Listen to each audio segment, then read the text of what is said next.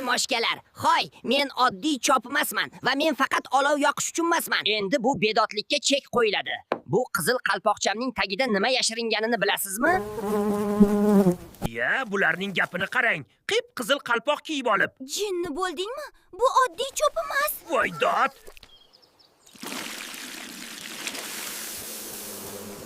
Voy dod. Tuproq shunday nam va mazali edi-ku. Tezroq qanotni ishga solinglar, bu psixopat hozir portlaydi. Kallasidagi qizil narsani ko'rmayapsanmi? Bu oddiy cho'p emas. Qochdik. Meni gultuvakka sanchib qo'ying va har qanday zararkundalardan xalos qilishimni tomosha qiling. Tekinxo'r moshkalar tugadi. Endi eng katta sirimni ayting.